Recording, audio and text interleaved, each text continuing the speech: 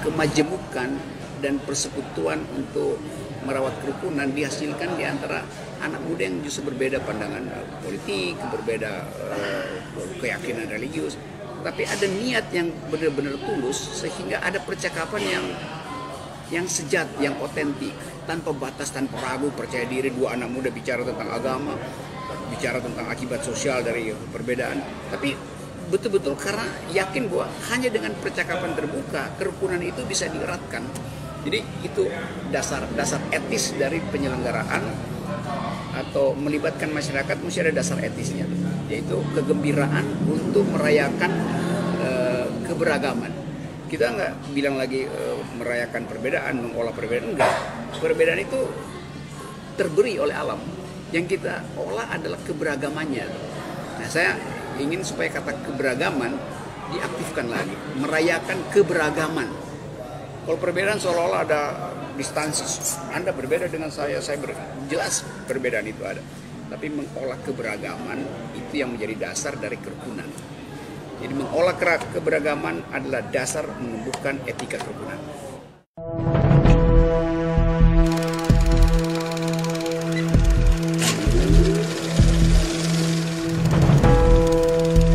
Scene 1, Apple, take 2. Saya ada di Peach Corner, sebuah coffee shop, dan baru bercakap-cakap dengan Pak Maximus yang menerangkan pada saya tentang kemajuan ekonomi yang bisa dihasilkan dari tangan asli rakyat Papua karena ada inovasi, karena ada kreativitas yang memotong birokrasi sehingga biji kopi daerah Lanijaya bisa tiba di Jakarta dan booming jadi salah satu kopi terbaik dan termahal dan termewah itu menunjukkan bahwa Binmas Noken bisa mengambil inisiatif dengan memotong jalur birokrasi yang biasanya melalui departemen segala macam itu karena ada kebutuhan konkret pada masyarakat. Jadi masyarakat akhirnya melihat bahwa inisiatif lokal itu bisa menghasilkan terobosan untuk kemakmuran rakyat Papua sendiri tuh, tanpa perlu berbelit-belit dengan segala macam kertas, proposal, bertumpuk-tumpuk. Jadi saya kira itu fungsi dari Binmas Noken, yaitu inisiatif yang cepat dan efektif. Nah, saya ada di Papua, naik Gunung Siklop bersama dengan teman-teman Binmas Noken untuk merawat kerukunan yang basisnya sebetulnya sudah ada pada masyarakat Papua. Saya gembira dimungkinkan untuk mengenal lebih dalam dan lebih teliti tentang problem lokal yang kadang-kala tidak bisa dibaca oleh kacamata makro dari nasional atau global itu. Nah, sekali lagi Pak Eko yang mengundang saya ke sini, dan Pak Eko menjadi inspirasi untuk semua aktivitas yang memungkinkan persoalan diselesaikan di tempat dalam kondisi khusus, dalam upaya untuk mengaktifkan partisipasi masyarakat. Jadi kata kuncinya adalah keaktifan partisipasi itu mesti dibukakan pintu masuknya, dan setelah itu masyarakat punya keahlian tersendiri, punya kecerdasan tersendiri untuk meneruskan pintu yang telah terbuka demi kemakmuran rakyat Papua sendiri, demi keadilan di antara masyarakat Papua sendiri. Saya kira itu poin penting dan pesan yang mesti diviralkan agar supaya kegiatan kerukunan, kegiatan sosial yang dihasilkan oleh kerukunan berakibat pada kehidupan ekonomi yang lebih baik bagi masyarakat. Meningkatkan sumber daya manusia itu harus paralel dengan literasi, dengan edukasi. Dan berkali-kali kita tahu bahwa hambatan edukasi itu adalah beban, saya sebut aja beban yang paling berat untuk masyarakat Papua itu. Dan mengambil inisiatif untuk menghasilkan edukasi itu adalah bukan sekedar tanggung jawab, tapi panggilan moral dari seorang pemimpin. Karena ini tuntutan peradaban tidak memerlukan birokrasi, tetapi etika yang timbul sesaat dan memungkinkan orang untuk terlibat. Nah, kemarin soal edukasi itu bukan sekedar keahlian teknis bertani, tapi memberi rasa percaya diri bahwa setiap orang dari tangannya bisa menghasilkan tumbuh-tumbuhan sendiri. bisa menghasilkan produk sendiri tuh. Dan keahlian itu juga harus berlaku di dalam pergaulan sosial kita. Di puncak Gunung Siklop kemarin disaksikan oleh pohon-pohon Gunung Siklop, tidak disaksikan oleh birokrasi, tidak disaksikan oleh mereka yang secara teknis seharusnya ada di sana, tapi disaksikan oleh alam sendiri, kemajemukan dan persekutuan untuk merawat kerukunan dihasilkan di antara anak muda yang justru berbeda pandangan politik, berbeda keyakinan religius, tapi ada niat yang benar-benar tulus sehingga ada percakapan yang sejati, yang otentik, tanpa batas, tanpa ragu, percaya diri. Dua anak muda bicara tentang agama, bicara tentang akibat sosial dari perbedaan, tapi betul-betul karena yakin bahwa hanya dengan percakapan terbuka kerukunan itu bisa dieratkan. Jadi itu dasar etis dari penyelenggaraan atau melibatkan masyarakat, mesti ada dasar etisnya, yaitu kegembiraan untuk merayakan keberagaman. Kita nggak bilang lagi merayakan perbedaan, mengolah perbedaan, enggak. Perbedaan itu terberi oleh alam. Yang kita olah adalah keberagamannya. Nah, saya ingin supaya kata keberagaman diaktifkan lagi, merayakan keberagaman. Kalau perbedaan seolah-olah ada distansi, Anda berbeda dengan saya jelas perbedaan itu ada. Tapi mengolah keberagaman itu yang menjadi dasar dari kerukunan. Jadi mengolah keberagaman adalah dasar menumbuhkan etika kerukunan. Itu ya kesan saya dan harapan saya sekaligus keyakinan saya bahwa ini bisa ditumbuhkan. Jadi dari puncak Siklop kemarin itu kita menerbitkan bukan sekedar matahari yang kita rayakan terbit dari timur, tapi juga akal sehat. Akal kerukunan itu adalah akal sehat. Akal sehat dari keberagaman adalah kerukunan. Nggak ada rumus lain untuk menerbitkan akal sehat kalau nggak ada kerukunan. Itu dasarnya. Nah, kalau itu ada, maka seluruh kegiatan teknis untuk mengajarkan bertani, memupuk kehidupan bersama, untuk memelihara hasil kebun segala macam itu hal teknis, hal yang orang bisa pelajari, diajarkan secara teknis. Tapi etika itu nggak bisa diajarkan secara teknis. Ya tumbuh dari pengalaman bersama. Pengalaman bersama menghidupi keberagaman. Naik gunung kemarin itu adalah etika keberagaman. Dan itu membuktikan bahwa orang ingin merasakan secara otentik. Misalnya Natal di puncak gunung.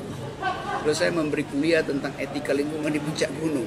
Itu bagi saya itu nggak pernah saya pikirkan bahwa saya bisa memberi kuliah setelah jalan 12 jam merayap tuh.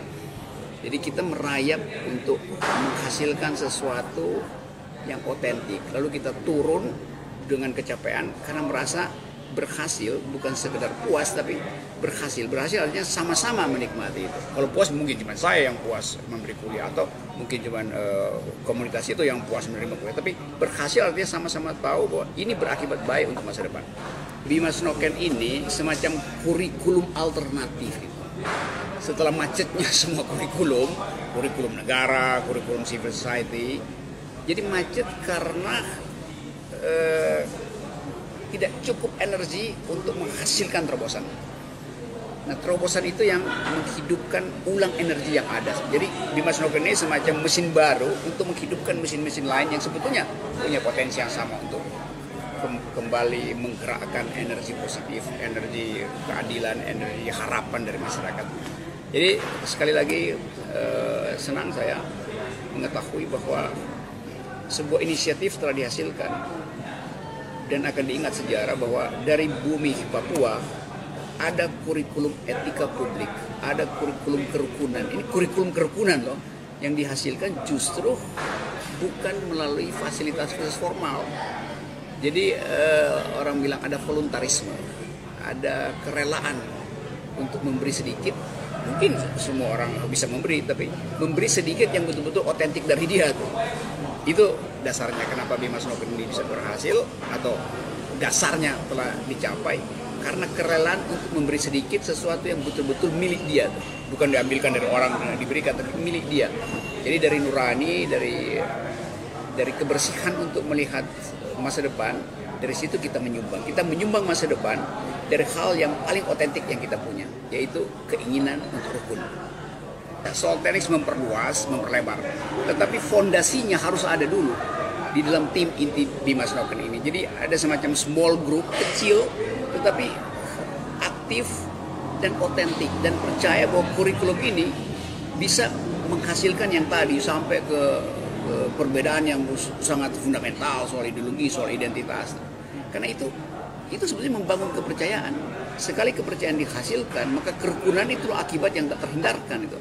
Tanpa ada keyakinan dari kelompok kecil ini, sebetulnya kelompok inti dari Bimas Noken itu yang dipimpin Pak Eko, yang tiap hari, setiap kesempatan itu menginspirasikan, menginvestasikan ulang rasa kebersamaan, menghasilkan ulang imajinasi tentang harapan. Itu saya sebutnya itu softwarenya. Nah, hardwarenya itu kita bisa pakai apa aja, nanti ada kampanye, ada pagelaran, ada festival, itu sampai ke tempat yang kita hitung sekarang tidak mungkin diterima. Itu hanya proses teknis untuk menuju ke situ. Tapi basis etisnya tadi adalah inspirasi bahwa kerukunan adalah dasar untuk menghasilkan harapan baru. Itu yang hilang dari kita tuh, harapan baru itu seolah-olah ya udahlah apa yang terjadi, atau bahasa bilang kue sera-sera, whatever will be itu. Jadi kita hentikan kecemasan kita, pesimisme kita, kalau harapan itu ada terus. Karena itu saya mendorong terus milenial itu. Papua itu, Indonesia itu milik milenial, milik Anda 10 tahun ke depan. Memang ada yang disebut politics of memory, politik tentang masa lalu yang kadang-kadang mumet di kepala kita. Dan kita nggak mungkin keluar dari kemumutan itu kalau kita nggak pindahkan energi dari politics of memory ke politics of hope, politics harapan. Dia menarik kita untuk pergi pada sesuatu yang baru, pembaruan. Nah, urat nadinya itu namanya kerukunan. Jadi kita mesti rawat urat nadi ini supaya kita bisa alirkan darah dari politics of memory pergi pada politik harapan. Itu filosofinya tuh. Semoga di dalam waktu yang tidak terlalu lama ada perubahan politik, ada perubahan cara orang memandang politik. Kan politik cuma dianggap sebagai kompetisi kekuasaan itu. Padahal politik dari awal didesain untuk menghasilkan keadilan. Jadi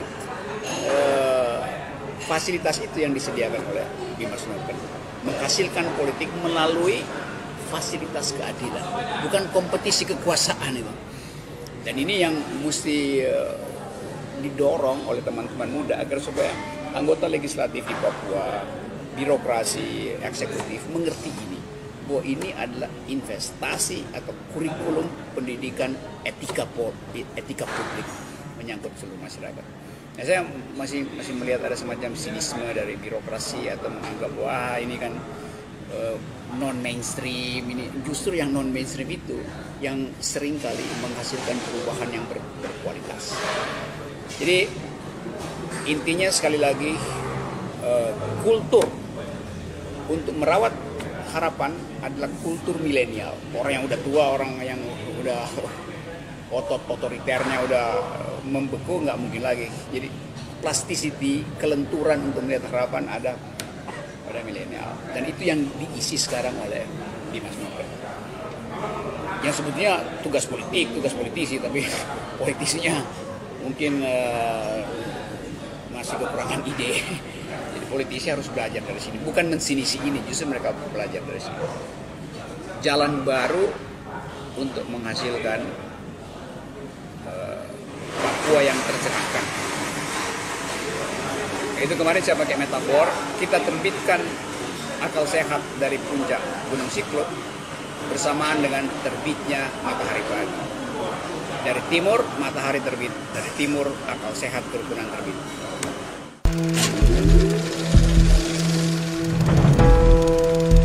Scene 1, Apple, take 2.